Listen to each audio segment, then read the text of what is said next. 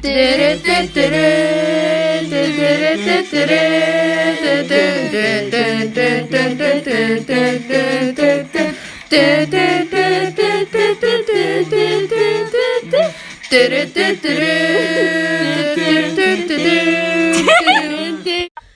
you probably know, Mr. Rogers of Jeremiah Avenue has passed on. What a nice man he was, calling me by my first name, Maxine, and always asking how I was. He'd stick his head over the fence and we'd have a nice, good chat. Anyway, a responsible young man has moved into Mr. Rogers' house, and he keeps to himself, this one does. Every day at 5:30 when he comes home from work. Hello. He goes down to a small wooden shed at the bottom of the garden and brings out this big hawk or falcon on his thick glove, and he feeds it with a lump of raw meat.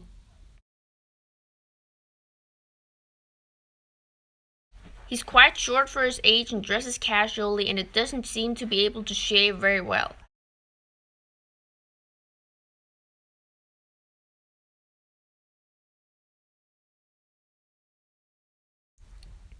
Dear sir, it has come to our attention that you have a wild bird in your keeping. We presume you are aware of the regulations and restrictions regarding the private housing of a hawk or any kind of various diurnal birds of prey of the family Falconidae, having the characteristic curved beak, round wings and long tail.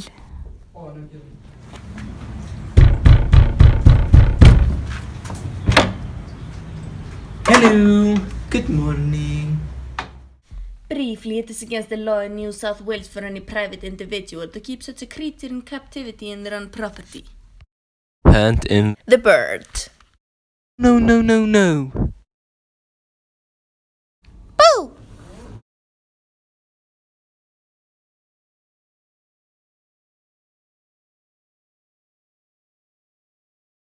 Recently, I received a letter from the council offices ordering me to get rid of my prized possession, a kestrel hawk. I have had this kestrel since I was a young bird. I was worried that her tail had been so badly damaged that she could not fly. This proved to be the case, so I decided to keep her and look after her. My wife passed away 18 months ago, and recently I've moved to Castle Hill, taking the bird with me. The kestrel is now my only companion. Over the past year, I managed to train her to some extent, although this is a long process as a hawk is never completely tamed. I have studied the medieval practice of falconry. I would like to know how she could possibly be a danger to anyone. I wish to write in support of Mr. Jennings. I admire him for keeping a kestrel hawk in his back garden. He has every right to keep a bird if he looks after it properly.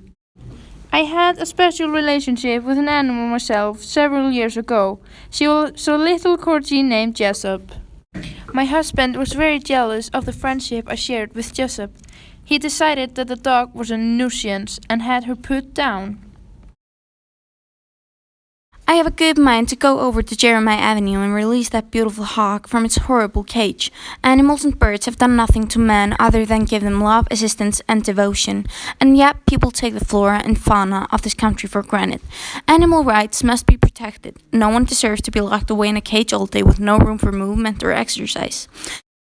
The only favor you can do, Mr. Jennings, is to set that bird free.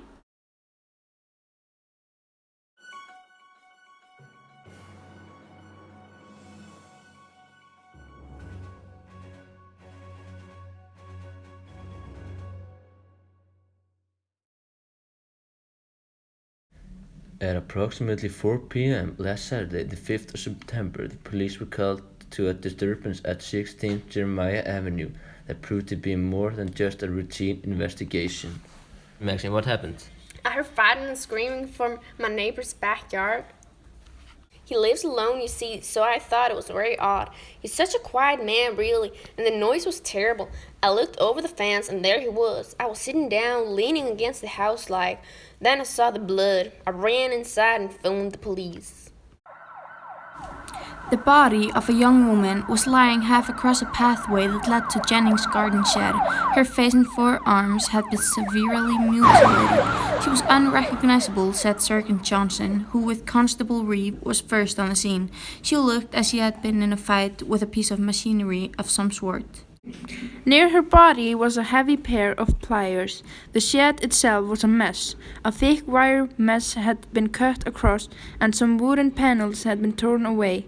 Parts of the shed looked as though someone had fired a rocket through it, said Sergeant Johnson. Mrs. Walker was able to help the police with information. Ray kept a hawk in there, she said. He had this kestrel bird, you know. The bird was nowhere to be seen.